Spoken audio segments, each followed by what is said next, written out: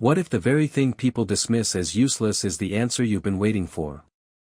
Out of the drifting redwood fog, a battered German shepherd limps forward, ear bent, body worn, yet eyes sharp with resolve.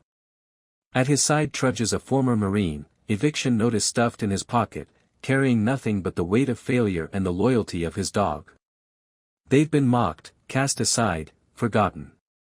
Until a wooden key hidden deep within an ancient tree unlocks a door no one knew existed. What follows is a journey that will change everything, and may just restore your belief in miracles and second chances.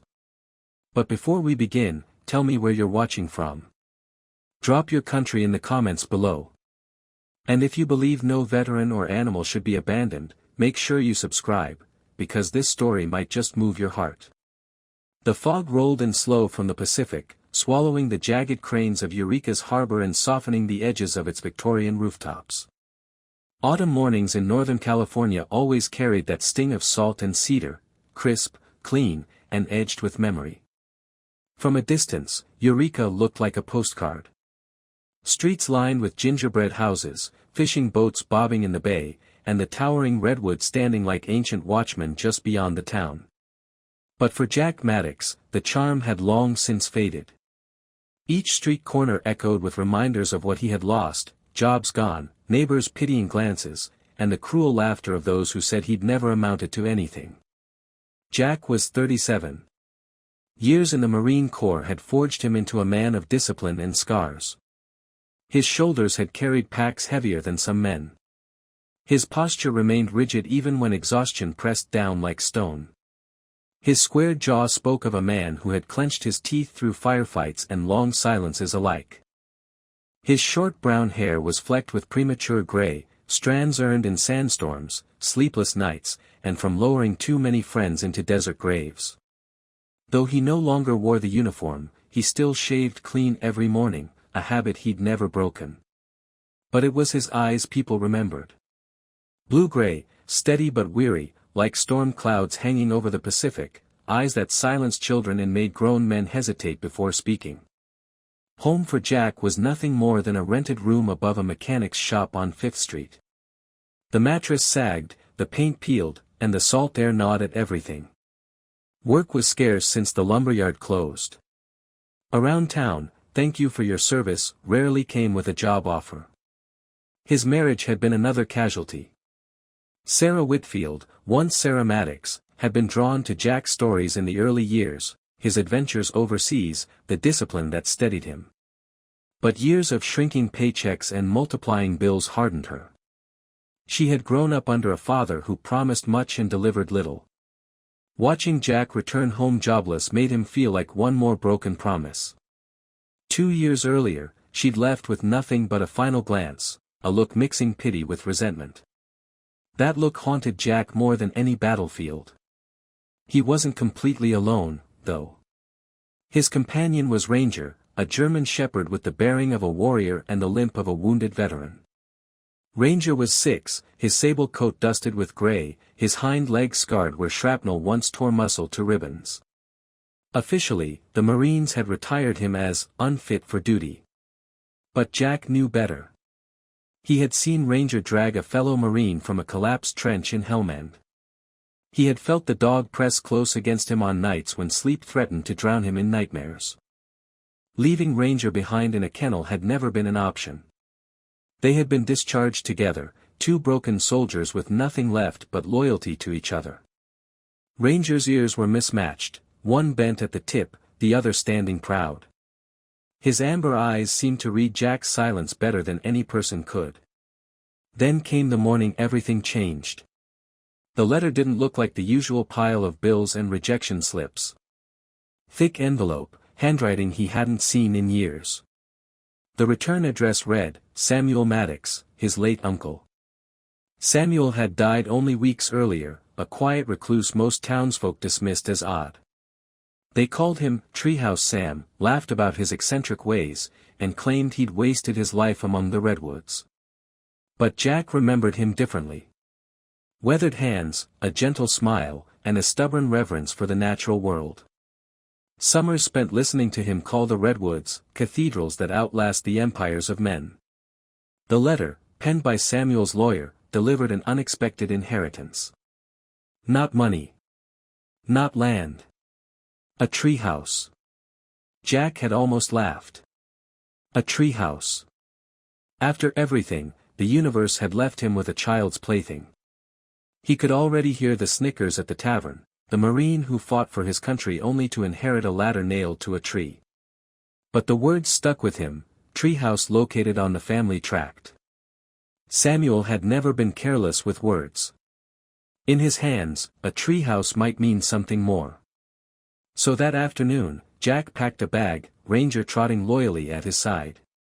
They climbed into his rusted Ford pickup, the engine coughing with each gear shift, and drove north into the looming redwoods. Golden shafts of light pierced the canopy like stained glass, and Ranger pressed his nose to the glass, ears twitching as if recognizing the holiness of the place. The road ended at a gravel pull-off, where the forest swallowed the trail into shadow. Jack parked, tightened his straps, and whistled softly. Ranger bounded ahead, his limp pronounced but his spirit unbroken. The trail wound through ferns and damp earth, the smell of moss thick in the air. Droplets clung to spiderwebs strung like silver threads. Finally, the path opened to a clearing. There stood a weathered cabin, shingles curled, windows clouded, yet still stubbornly upright. Samuel's old retreat. Inside, dust motes swirled in the sunlight filtering through broken shutters. The smell of cedar and long-gone smoke lingered. On the table lay a sealed envelope addressed to Jack in Samuel's careful script. Jack's throat tightened as he opened it. If you're reading this, my time has ended. I had no children, so I leave this to you. The world calls it a treehouse. They laugh because they cannot see. It is not a refuge. It is a legacy. Only you, and a loyal companion, can open it. Do not be afraid. What waits will test you, but it will also give you purpose again. Jack let the paper fall to his lap. The word purpose weighed heavier than the pack on his back. Ranger nudged his hand with a soft whine, urging him forward. The dog padded to the hearth and began pawing at the floorboards. Jack crouched, pulled aside a loose plank, and found a hidden hollow. Something inside glimmered faintly. He drew it out, a key. Carved entirely from redwood, polished to a dark sheen, its shaft spiraled with etched leaves, its head shaped like a miniature tree. It was breathtaking. Too intricate to be dismissed as a toy. Jack turned it over in his hand, the grooves biting gently into his skin. Ranger barked once, sharp and urgent, then fell silent, eyes fixed on the key as if he knew it mattered. A chill passed through Jack. Samuel had left him more than anyone suspected. This wasn't a plaything. It was an invitation, and a challenge. For the first time in years, Jack felt something stir inside him. Not bitterness. Not despair. Something closer to destiny. The cabin was silent except for the ticking of dust against old shutters. The letter still rested on the table, Samuel's words echoing in Jack's head, "It is not a refuge. It is a legacy." Jack rubbed his thumb across the grooves of the wooden key. The weight of it felt far too real, too intentional.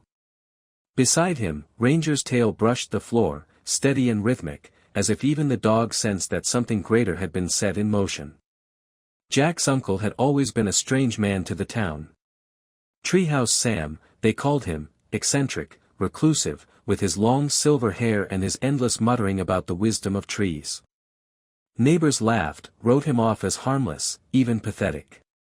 But Jack remembered a different man, soft-spoken yet unyielding, with calloused hands from years of carving, and eyes that stared just past the horizon as if he could see something no one else could.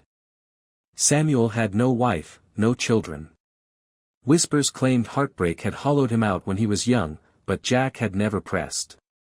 He only knew one thing with certainty: Samuel spoke of the redwoods as though they had raised him. To him, the forest wasn't timber, it was family. And if Samuel had left this key with instructions about loyalty and purpose, it was no accident. Ranger whined suddenly, nose pressed to the warped floorboards near the hearth. His paw scratched insistently. Jack frowned, brushed away the dust, and saw it, a faint seam. Heart thudding, he pried at the boards until one came free. Darkness yawned beneath. A draft drifted upward, cool and damp, carrying the scent of cedar and earth. Jack aimed his flashlight downward and caught the glint of stone steps spiraling into shadow. He sat back, pulse racing. Samuel hadn't just built a treehouse. He'd built secrets into the very bones of this land. Beside the first letter lay another envelope, sealed with wax, the kind Samuel had used decades ago when writing fanciful letters to Jack as a boy. The seal cracked under his fingers. The handwriting trembled with age, but the words carried steady weight. My dear Jack. This place was never meant as a child's plaything. The house within the tree is my life's work, my answer to a world that takes more than it gives. The townsfolk will laugh, as they always have. But within that trunk is no joke. It was built for someone who knows sacrifice, and understands loyalty. Only you and the companion who has walked through fire with you will be able to unlock it. Guard it well. It is not only yours. It belongs to those yet to come. The page slipped from Jack's hands. For a long moment, he just stared at Ranger. The dog tilted his head, one ear bent, as if recognizing the weight of what had been spoken. Jack gave a faint, broken smile. Looks like you're part of this too, buddy. Ranger answered with a soft chuff, scarred legs shifting on the dusty floorboards. Together they descended into the narrow passage. The air grew cooler, damp with moss and resin. The stone steps curved downward until the tunnel opened into a hollow carved at the base of a massive redwood. And there it was. Embedded in the living trunk stood a door. It was unlike anything Jack had ever seen. The surface had been carved directly into the tree itself, polished smooth yet alive with detail, spirals of leaves, vines flowing like rivers, birds caught mid-flight. It was art that breathed reverence, not ownership. At the center, a keyhole waited, shaped perfectly for the wooden key. Jack's breath caught. Memories of failure crowded his mind, Sarah's sharp parting words, neighbors' laughter, jobs lost. What right did he have to this? Perhaps Samuel had been wrong. Perhaps Jack wasn't the man his uncle believed him to be. But then Ranger stepped forward, his limp obvious yet his stance proud. The dog pressed his nose to the carved vines and wagged his tail faintly, urging him onward. Jack's throat tightened. He dropped to one knee, resting his hand on Ranger's fur. All right. Let's see what he left us. He slid the key into the lock. It fit perfectly. Grooves aligned with grooves.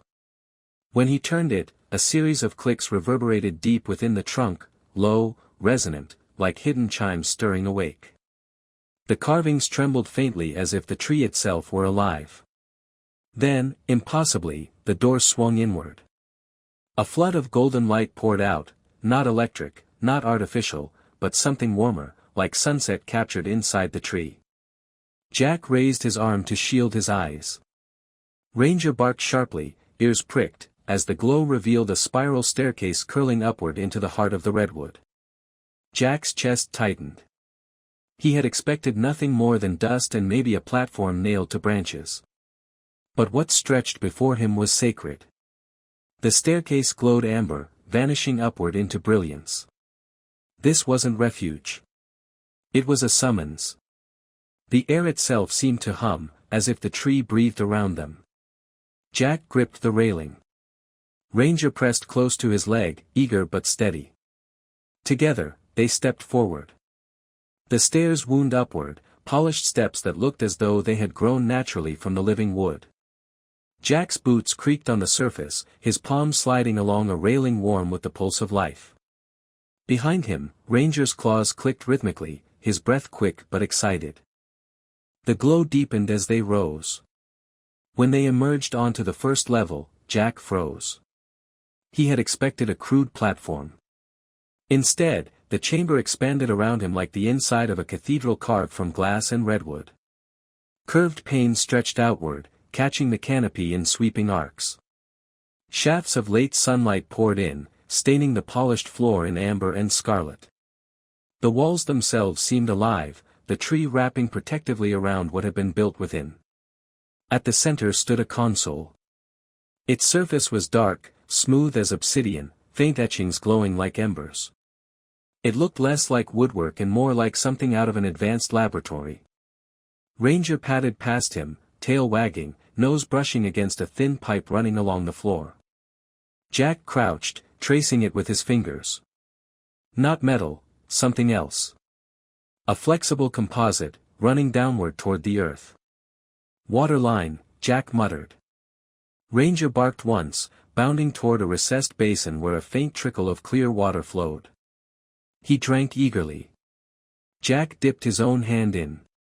The water was cold, crisp, pure, mountain spring drawn straight from the forest. Samuel had tapped the earth itself. Jack rose, circling the console.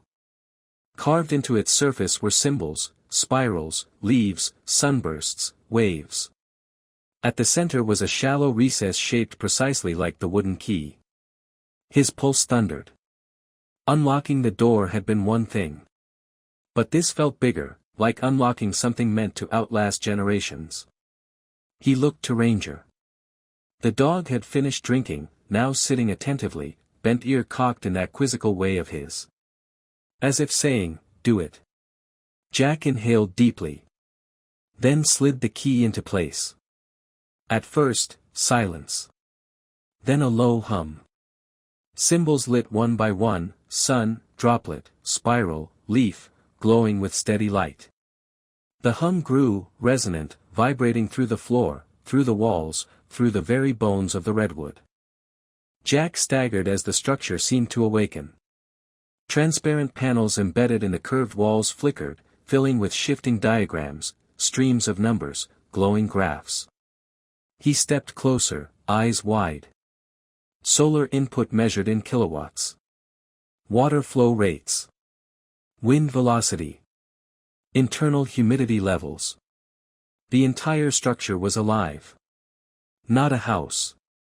Not even just a lab. A living system, drawing power from the sun, the streams, the wind whispering above. "This isn't a treehouse," Jack whispered. "It's a miracle." Ranger barked sharply, as if in agreement. The hum of the awakened treehouse filled the chamber like a heartbeat. The console glowed steadily, its panels alive with light. Jack stood rooted in place, overwhelmed, his reflection caught in the shifting data streams. He thought of the town's laughter, the pitying looks, Sarah's sharp words. None of them knew. None of them could imagine. This wasn't the folly of a recluse, it was something decades ahead of its time. Ranger's claws clicked softly as he limped toward the staircase curling higher into the trunk. He glanced back at Jack, tail wagging faintly, as if urging him to follow. Jack tightened his grip on the railing and began to climb. The second level opened into a vast chamber that felt less like a home and more like the belly of a machine. Curved walls lined with benches, cabinets, and silent devices hummed faintly with stored energy. The air smelled of resin, oil, and the faint tang of electricity. On a long worktable rested a sleek filtration unit, no larger than a field kit. Its casing was clean, precise, wires soldered with meticulous care. A label, written in Samuel's neat handwriting, read, "Prototype 7, Portable Water System." Jack lifted it carefully, marveling at its weight. He unscrewed the lid. Inside shimmered delicate membranes, pearlescent, catching the light like liquid glass. This wasn't like any water filter Jack had seen on deployment. This was smaller, lighter, faster, something that could have saved lives in the desert, where convoys stalled for lack of clean water. "Your uncle was a genius," Jack whispered under his breath. Ranger padded to a nearby cabinet and scratched lightly. Jack opened it. Inside lay thin, flexible sheets stacked neatly. He lifted one. It bent like paper, but the surface flickered faintly with stored energy. Solar panels, no thicker than a page. Jack stared, remembering patrols where men had collapsed from heat and dehydration while heavy, useless equipment weighed them down. These sheets could have powered entire camps with almost nothing. His eyes fell on a photograph taped above the workbench. Samuel in his younger years, tall, bearded, smiling faintly. Beside him stood a woman Jack didn't recognize, dark curls framing her face, kind eyes, her hand resting lightly on Samuel's arm. Scribbled across the corner, Eleanor, 1978. Jack traced the edge of the photo with his thumb, wondering what story had been locked away with it. Perhaps she was the heartbreak whispered about in town. Perhaps she had been the reason Samuel poured his love into the forest instead of people. Jack set the photo down gently, then turned to the staircase once more. The third floor surprised him most of all. After the hum of the laboratory below, this space felt startlingly human. It was a home. A small kitchen with copper pots hanging neatly from hooks. Shelves lined with books, their spines cracked from use. A bed built into the curve of the trunk, blankets folded with care. Dust lingered in the air, stirred by Jack's steps, but the place still carried Samuel's presence, as if he had just stepped outside. Jack picked a book from the shelf. Walden. He smiled faintly. Of course Samuel had lived with Thoreau's words echoing in his mind.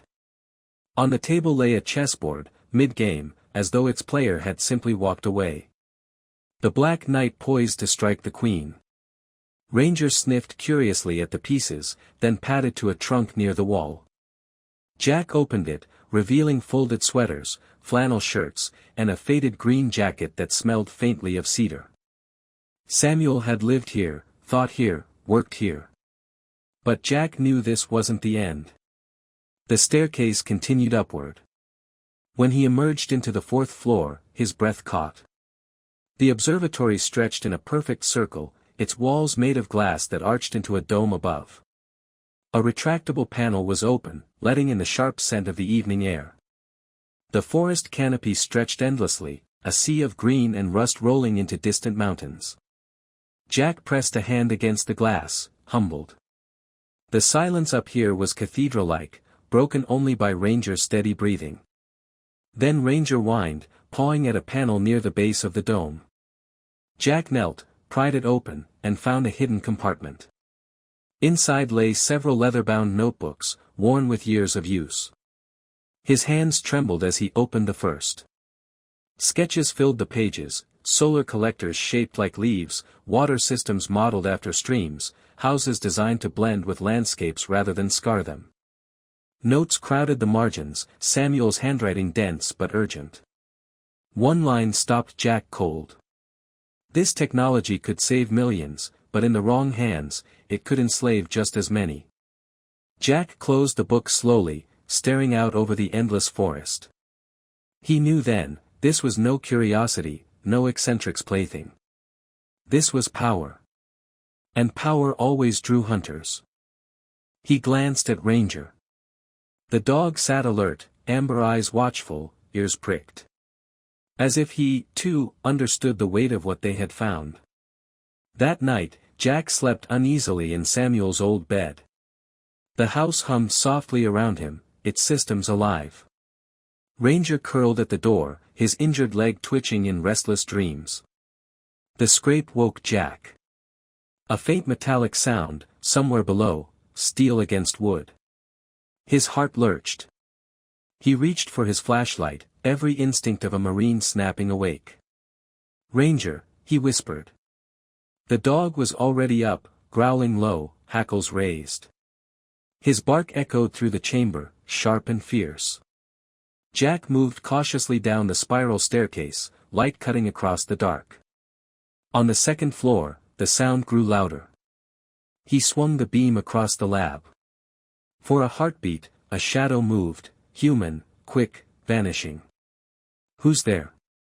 Jack barked. Silence. Ranger lunged, teeth bared, launching into the darkness. A snarl, a muffled cry of pain, then the shuffle of retreating boots. Jack sprinted after, but the figure was already fleeing down the stairwell. He caught only the outline of dark clothing, a masked face, before the intruder vanished into the night outside. Jack and Ranger halted at the threshold. The forest loomed black and heavy, the silence taunting. On the ground lay a torn scrap of fabric, black nylon. And etched into the soil with a stick, crude words. "This won't be yours for long."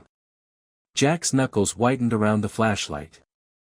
Ranger growled low, eyes locked on the darkness. The forest no longer felt like sanctuary. It felt like the edge of war. Dawn broke gray and heavy. Mist clung low over the forest floor, curling between redwood trunks like smoke. Jack stood at the balcony of the treehouse, the words scratched into the dirt below replaying in his mind, "This won't be yours for long." Sleep had been shallow. Every creak of the treehouse had pulled him awake, every whisper of wind against the glass dome made him reach for his flashlight. Beside him now, Ranger sat pressed against his leg, ears tilted forward, eyes scanning the grove. Jack exhaled, slow and heavy. Samuel had been right. This wasn't just an inheritance, it was a target. He descended to the ground to gather firewood, axe in hand. The fog hung thick, muffling sound. Ranger limped close at his side, nose twitching at every shift of air. That's when Jack saw him. A figure emerged from between two towering redwoods. Late 40s, maybe early 50s. Clean-shaven, dressed in a charcoal gray jacket that looked far too fine for the damp forest. His shoes, polished leather, not boots, were streaked faintly with redwood mud. His hair was cropped short, dark with silver streaks at the temples. He carried himself with a calm confidence that immediately put Jack on edge. "Jack Maddox?" the man asked, his voice smooth, measured, like glass polished by the tide. Jack tightened his grip on the axe handle. "Depends who's asking." The man's thin smile didn't reach his pale gray eyes. "Victor Harlo. I represent a company with deep interest in unique properties. Particularly ones that might resemble the structure you've recently inherited." Ranger stepped forward before Jack could reply, placing his scarred body squarely between them, lips curling into a low growl. Victor lifted a hand, palm outward, a gesture of calm. "No need for hostility. I mean no harm. My employers are prepared to make you a generous offer. Substantial enough to erase every debt, every financial worry you have." Jack said nothing, but his jaw clenched. Victor's smile widened slightly, though its sharpness betrayed him. "I know what it's like, Mr. Maddox. A man with no steady job, no family beside him. A soldier discarded after service. This inheritance is a burden. But my company," he paused, glancing toward the towering redwood that held Samuel's creation. "We have the resources to protect it. To ensure it fulfills its true potential. And you, well, you'd never have to lift an axe or worry about a landlord again." Jack studied him. The polished shoes. The crisp jacket. The way he spoke as if ownership were already decided. Harlo didn't belong here. He belonged in a boardroom. His presence in the grove wasn't casual, it was calculated. "I'm not interested," Jack said flatly. The smile slipped, only slightly, replaced by something harder. "I think you should reconsider. The world is full of men who would happily take advantage of something like this. My company is offering protection, stability. Without us, others may not be as civilized in their methods." Ranger growled louder, tail rigid, teeth bared. The scar along his leg made him look more fearsome, not less. Jack lifted the axe slightly, his posture stiffening. "My uncle's work isn't for sale. Not to you. Not to anyone." Victor's gray eyes narrowed. He adjusted the cuffs of his jacket, as if brushing off dust. "Very well." Victor's smile widened slightly, though its sharpness betrayed him. "I know what it's like, Mr. Maddox. A man with no steady job, no family beside him. A soldier discarded after service. This inheritance is a burden. But my company," he paused, glancing toward the towering redwood that held Samuel's creation. We have the resources to protect it. To ensure it fulfills its true potential. And you, well, you'd never have to lift an axe or worry about a landlord again. Jack studied him. The polished shoes. The crisp jacket. Only when the grove was silent again did Jack release the breath he'd been holding. He knelt beside Ranger, rubbing the dog's ears until the growl faded. "Good boy," he whispered. But his own chest still thudded with unease. The forest no longer felt like sanctuary. It felt like a battleground waiting to be drawn. And for the first time, Jack understood just how dangerous his inheritance truly was. The grove felt heavy with silence the next morning, as if the trees themselves were holding their breath. Jack leaned against the balcony rail of the treehouse, staring into the fog. Ranger sat close, his scarred frame tense, ears pricked toward the forest. The memory of the intruder's scrawled threat burned in Jack's mind. "This won't be yours for long." Samuel's words echoed just as sharply, "It is not a refuge. It is a legacy." Jack understood then. This wasn't meant to be hidden. His uncle had built something for people, for a future. If he kept it locked away, it would only wither in secrecy or be stolen by those willing to take it by force. For the first time in years, Jack reached for his phone. There was only one person he trusted to bring the truth into the light, Emily Rhodes. He remembered her from town years ago. A sharp-eyed reporter with a voice that always carried conviction. She wasn't from Eureka originally, she had moved here after a divorce, after a husband who mocked her, tree-hugging passions left her with more scars than love. She had turned that pain into resolve. Now she wrote for a regional environmental magazine, her stories exposing the greed of corporations that bled landscapes dry. Jack dialed her number. When her voice came through, quick and certain, his own felt rough. "Emily, it's Jack Maddox. I've got something you need to see. It's about Samuel's land." Silence stretched, a few long beats. Then her reply came sharp, almost breathless. "I'll be there before noon. Don't you dare disappear on me, Jack." By late morning, the sputtering of an old Subaru echoed up the dirt road. The blue wagon rolled into the clearing, its sides dusted with mud. Emily stepped out, her chestnut hair pulled back in a loose bun, glasses slipping down her nose. Her boots sank into the wet ground as she adjusted the strap of her worn messenger bag. "Jack Maddox," she said, half skeptical, half amused. "You always did know how to stir trouble." Jack only gave her a faint nod. There wasn't time for small talk. "Come with me." Ranger limped behind them as Jack led her to the base of the spiral staircase. Emily's sharp hazel eyes widened the moment they began to climb. When she stepped onto the second floor and saw the glowing panels, the steady hum of the systems, she froze. "My God," she whispered, fumbling for her notebook. "Jack, this isn't just a treehouse. This is a living laboratory." She touched the water filtration system, tracing the smooth pipes with trembling fingers. On the walls, she snapped photos of data streaming across transparent panels, solar intake, humidity, airflow. When they reached the third floor, Emily stopped again, brushing dust from Samuel's journals, her eyes scanning his neat handwriting. He lived here. He worked in secret all these years. "Jack, he was decades ahead of us." Jack said nothing. He only nodded, watching her face shift from disbelief to awe. And when they climbed to the observatory, the mist outside had lifted just enough for sunlight to pour in. The glass dome glowed, scattering beams across the chamber. Ranger barked once, ears forward, as if echoing her astonishment. Emily whispered, "It's like stepping into the future, but it's been here all along." Jack hadn't meant to summon half the town, but Emily's excitement was unstoppable. By evening, her editor demanded photographs, insisting this was too important to sit on. Soon, trucks rolled into the clearing.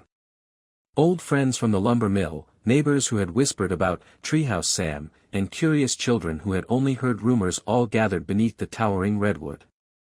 Jack guided them up cautiously, unsure how much to reveal, but unable to deny their wonder. For once, no one laughed at him. No one pitied him. They looked at him with something else, respect. Ranger, though, became the star. Children flocked to him, running their hands along his thick coat, whispering about his bent ear and battle limp. Someone shouted, "He's the guardian of the treehouse." And in that instant, the name stuck. Ranger was no longer just Jack's companion. He had become a symbol, the wounded soldier who refused to abandon his post, the protector of Samuel's dream. As lanterns lit the grove and voices swelled with hope, Jack stood beside Emily on the balcony. She leaned close, her voice low but certain. "They see it, Jack. They finally see what Samuel built. And they see you, the man carrying it forward." Jack swallowed hard, eyes drifting to Ranger lying proudly at his feet. For the first time in years, he didn't feel like the broken Marine everyone whispered about. He felt like a man standing at the beginning of something bigger than himself. Night fell with a restless hush. Lanterns glowed around the clearing, their light flickering across faces filled with awe and unease. For the first time in years, Eureka's people had gathered for something other than loss. They marveled at the glowing panels, whispered about Samuel's brilliance, and patted Ranger as if he were a living talisman. But hope was fragile, and Jack knew it. The crunch of tires on gravel cut through the hum of voices. Headlights sliced the fog, bright and unwelcome.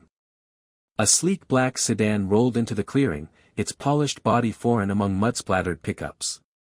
The chatter died instantly.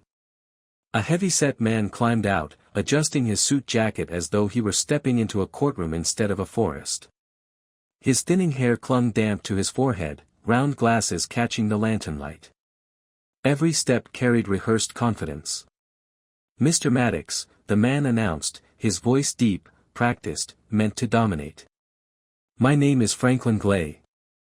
I represent Redwood Energy Consortium. I am here to deliver notice." The crowd stilled. Parents pulled their children close. Sarah Kenny clutched her shawl tighter. Ranger growled, his body rigid, amber eyes locked on the intruder. Gley smoothed his tie and raised his chin. "It has come to our client's attention that you are in unlawful possession of proprietary technology. Any attempt to claim it as your own will result in immediate legal action." The words fell like cold iron. Murmurs rippled through the crowd. The wonder in their faces began to shrink back into fear. Emily Rhodes, standing near the stairs, whispered urgently to Jack. "Don't let him control the story. This is your moment." Jack stepped forward onto the balcony. Lantern light glinted against the glass dome behind him. His boots thudded heavy on the wood, echoing into the silence. He looked down at the lawyer, then at the townsfolk, the very people who had once written him off. His shoulders squared, the old Marine's posture sliding back into place. His voice rang clear, steady, unshaken. "This doesn't belong to you," Jack called. "It doesn't belong to any corporation. My uncle didn't build this for profit. He built it for people, for all of us. And as long as I stand here, with Ranger at my side, no threat of lawsuits will take it away." For a heartbeat, no one moved. Then the crowd erupted. Cheers burst from young men who had lost their mill jobs. Tears streaked the cheeks of mothers clutching children. Even Emily clapped, her camera snapping furiously. Ranger barked sharply, the sound carrying like a seal upon Jack's words. Below, Franklin Gley's smug mask slipped. He adjusted his glasses, jaw tightening. "You'll regret this, Mr. Maddox," he said coolly. But the roar of the townsfolk drowned him out. He retreated to his sedan, shoulders stiff, and drove into the mist without another word. Jack stayed at the balcony rail long after the taillights vanished. The crowd still cheered, but his eyes rested on Ranger, who sat faithfully at his feet. The dog's tail swept the floor in slow arcs, his gaze fixed upward, as though reminding Jack of the truth. They were no longer just fighting for themselves. They were defending a legacy. Rain fell steady in Eureka, turning the courthouse steps slick with moss and stone. Jack Maddox stood at the bottom of those steps, shoulders squared, but his stomach churned in ways combat never had. Beside him, Ranger sat faithfully, damp fur clinging to his ribs, scarred legs stiff but steady. The battlefield was different now. There were no rifles, no trenches, no sandstorms. Only lawyers in tailored suits, wielding documents sharp as blades. Redwood Energy Consortium had made good on their threat. Days after Franklin Gley's visit, a courier in a black raincoat had delivered a thick envelope. Inside lay a lawsuit, pages of legal jargon claiming Samuel Maddox's inventions were the intellectual property of a corporation Samuel had supposedly once worked for. Lies, Jack knew, but lies backed by money and power. At first, Jack had no defense. His bank account barely covered gas and groceries. Hiring an attorney was laughable. He sat late at night staring at Samuel's journals, the wooden key glinting faintly on the desk, wondering if the burden was too heavy. But the town saw his struggle. It was Sarah Kenny, gaunt and weary from years of hardship, who first stood up in his defense.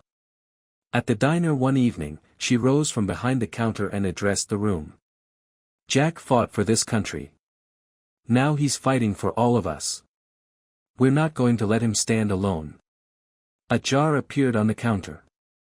Coins clinked. Dollar bills folded. Neighbors whispered encouragement. A spark of solidarity caught flame. Help also came from farther away. One cold morning, a car rolled into Eureka dusted with snow from the high passes. A tall man stepped out, late 50s, silver hair neatly trimmed, glasses perched on his nose. His frame was still broad, his eyes intelligent and calm. Jack Maddox, he asked, extending a steady hand. My name is Dr. Alan Pierce. I teach environmental law at Humboldt State. I knew Samuel years ago. He told me once he was building something bigger than himself. When I heard about the lawsuit, I knew I had to come. Pierce's grip was firm, his voice calm, but his presence carried the weight of victories.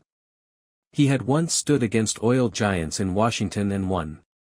Jack felt a flicker of hope he hadn't allowed himself to feel in weeks. The day of the first hearing was tense. The Eureka courthouse was a relic of stone and wood, tall arched windows rattling in the coastal wind.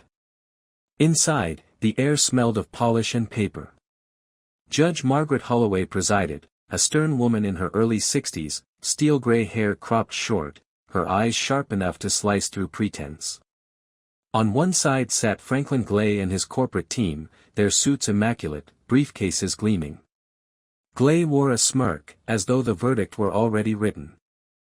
On the other side sat Jack in his only clean jacket, Dr. Pierce beside him with Samuel's journal spread across the table. Ranger lay at Jack's feet, head resting on his paws, tail thumping faintly whenever Jack bent down to touch him. The proceedings stretched for hours. Gley's team argued that Samuel's inventions drew from patents filed decades earlier under corporations now absorbed by Redwood Energy. They painted Jack as a desperate veteran clinging to fantasies. Pierce countered with precision.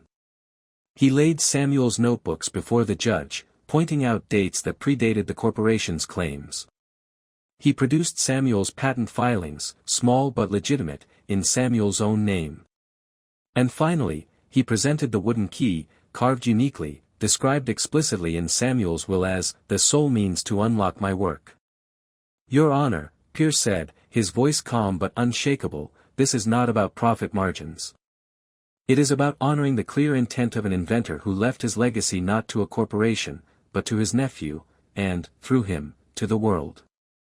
Emily Rhodes scribbled furiously in the gallery, her eyes darting between Jack's tense figure and Judge Holloway's inscrutable face. Sarah Kenny sat rigid in the second row, whispering encouragement to neighbors. Even children were there, their handmade signs, "Save Samuel's legacy," leaning against benches. At one point, Gley rose dramatically, waving a photocopied patent. "This proves prior art," he thundered. Judge Holloway's voice cut him short. "Mr. Gley, your filing dates years after Mr. Maddox's private journals. Do not attempt theatrics in my courtroom." The air grew taut. Jack's heart hammered. Ranger shifted, sensing his unease, pressing warm against his boots. Finally, Pierce stood again, lifting Samuel's last letter, the one Jack had read so many times it had softened at the folds. He laid it gently before the judge. "Your Honor, these are Samuel Maddox's words in his own hand. He names his nephew Jack, and his companion Ranger, as the rightful inheritors. To deny this would not only be unjust, it would be to deny the very foundation of intent in inheritance law."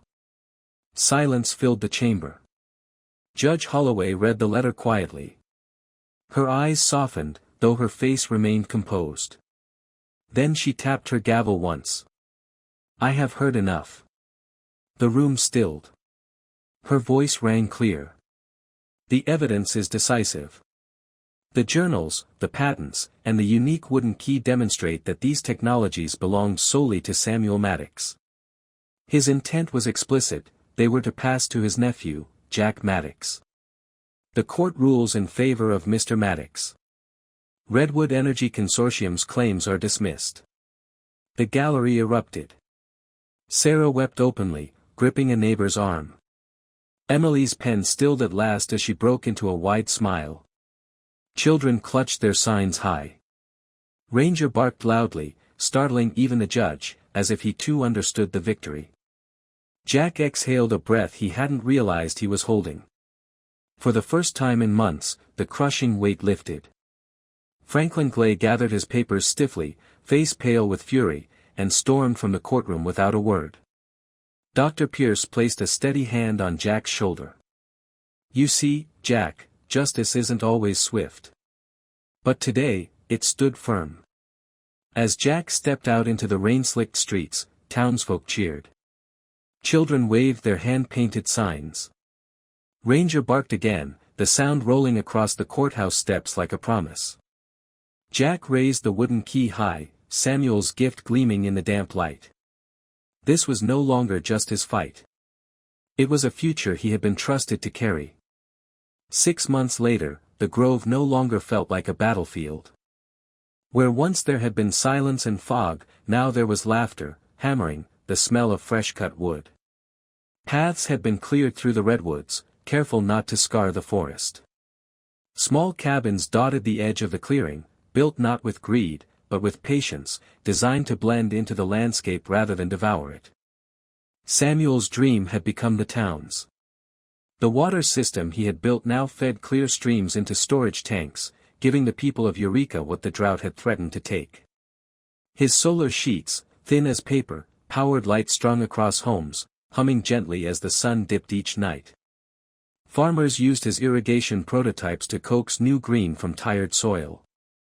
Families who had once packed their lives into boxes to leave for the cities now unpacked them again, ready to stay.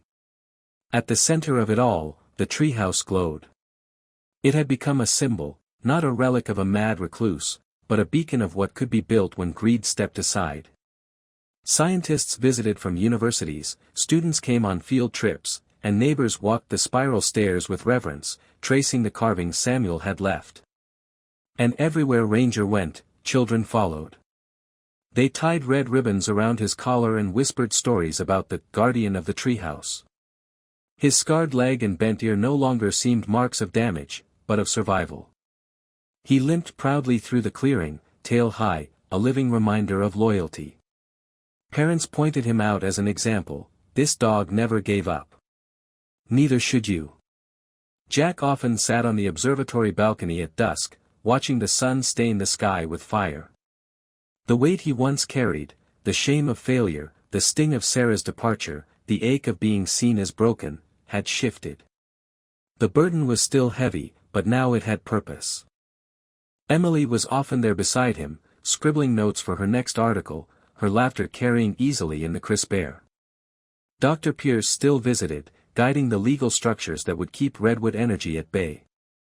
The town, once fractured, was mending around the work Samuel had begun. One evening, as the lanterns lit and children's voices echoed below, Jack placed his hand on the warm railing of the balcony. Ranger leaned against him, pressing close, eyes fixed on the glowing heart of the forest. "You were right, Uncle," Jack whispered into the night. "It wasn't refuge. It was legacy." The wind stirred the redwoods, their branches sighing like an old man's breath, and for the first time, Jack felt not alone, but part of something greater. A soldier, a dog, a town, and a treehouse. Together, they carried a future carved from loyalty, sacrifice, and hope. And as long as the redwoods stood, so too would Samuel's dream.